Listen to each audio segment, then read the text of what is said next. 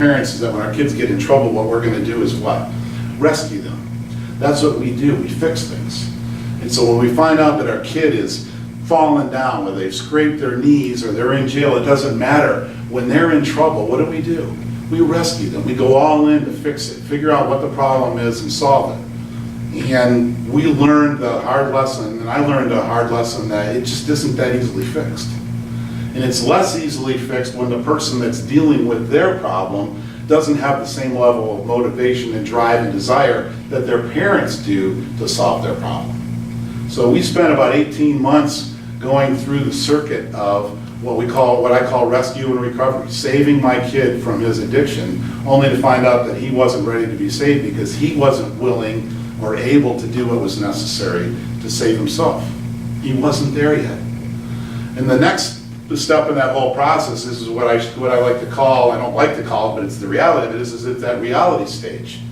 And that's when we as parents find out, we come to this point where after a series of recovery, or relapses and fake recoveries and stolen property and missing goods and deceptions and lies and deceit and all that stuff that just rips your heart out because your kid's doing it to you and they're doing it to their loved ones and their friends and all that other stuff, that there's a point where we realize that there's nothing we can do for them. We feel like we failed.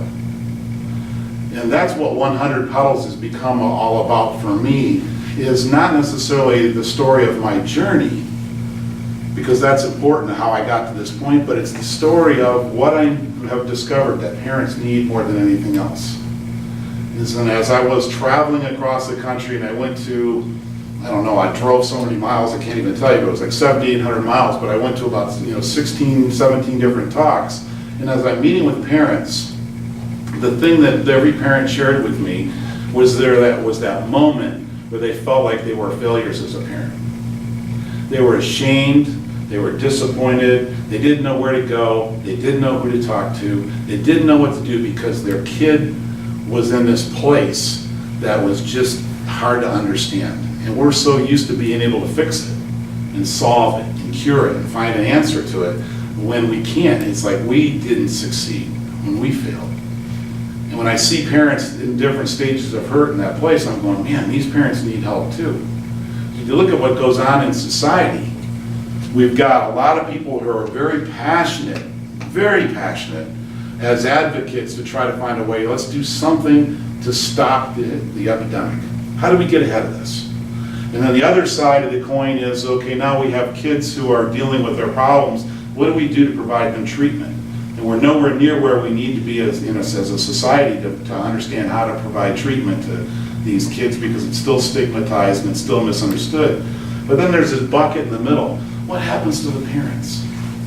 Who's taking care of the moms and dads who don't know where to go, don't know what to do, and they're hurting from the inside out in a major way? And that's what 100 Pedals is all about, is to reach out to the moms and dads and say, look, you're loved, you're understood, and you didn't screw up.